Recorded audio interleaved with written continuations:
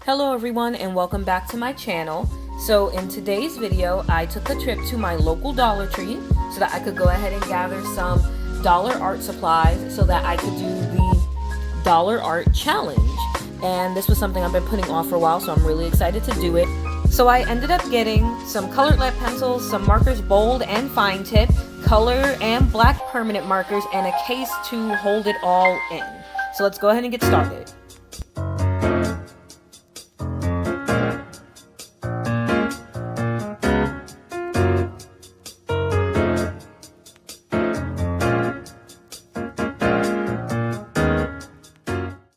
So there is going to end up being some supplies in the video that I didn't mention buying, either because I had to rush back to the store while I was recording because I forgot something I needed, or because I already had it in the house, because I do tend to use some dollar store stuff if I'm just doing like little doodles or quick sketches or like some warm-up stuff before I really start working on some real art. Now the color lead pencil I'm using right now isn't the Kitty Cat off-brand ones I bought, it's actually the Color Point ones instead, only because the cat ones may have had erasers, but their lead wasn't as opaque as it should have been, so it came out a little too light and it was much more waxy, and I didn't really like that. Now the Color Point ones are really cool because they come with a sharpener for the eraser, but unfortunately they don't have erasers. So I ended up using both, for like one for the eraser and then one for its lead.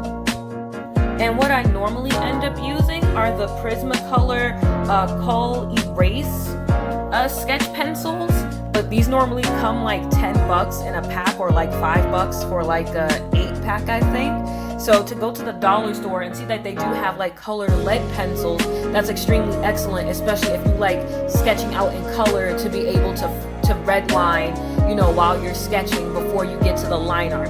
So I honestly do recommend the fine point ones from Dollar Tree.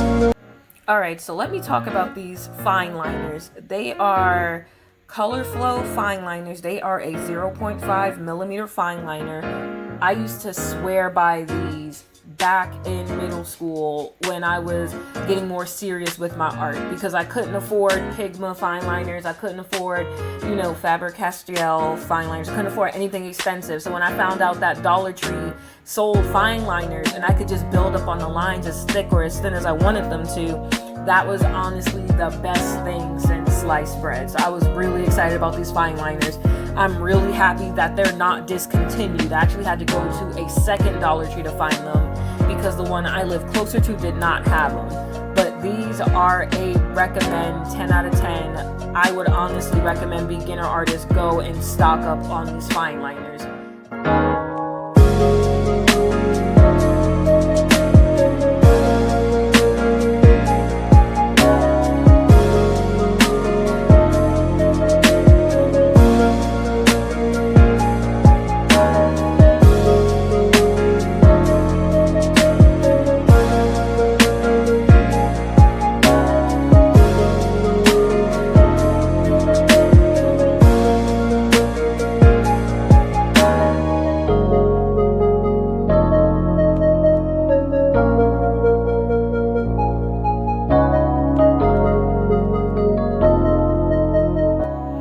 As for the permanent markers, there's nothing really super amazing about them, but I was glad they didn't smell super harsh and they didn't streak too much. They kind of streaked towards the end only because I figured they didn't have a lot of ink in them. You know, they did come from the dollar store after all.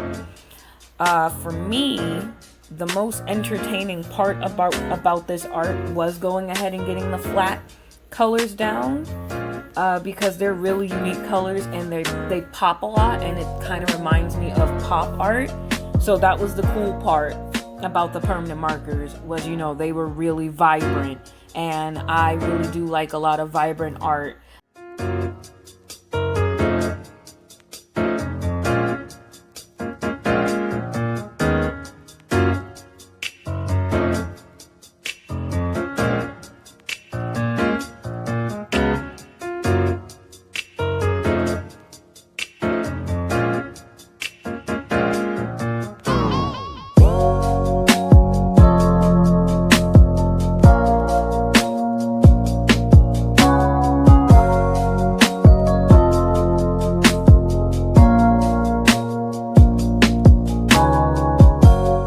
One of the most challenging parts about this challenge was actually doing the highlights with a correction pen.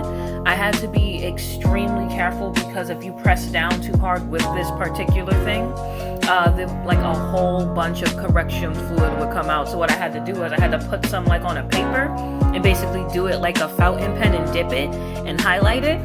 But I think it looks really good, but I don't necessarily recommend this dollar store item unless you know exactly what you're doing. I would just say opt out for a jelly pen because it's not really worth it if you don't want to destroy your work.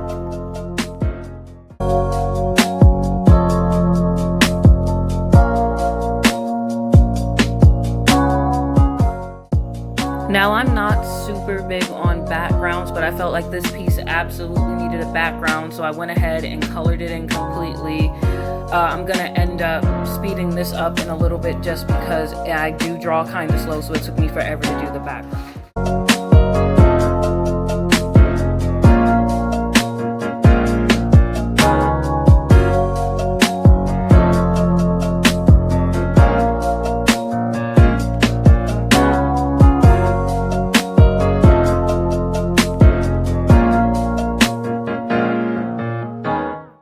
Hey, and there's the finished product. I honestly love the way it came out. I was crazy nervous about it at first, but overall, I had fun with this and I would totally do it again. Thank you so much for watching, and I'll catch you guys in my next video.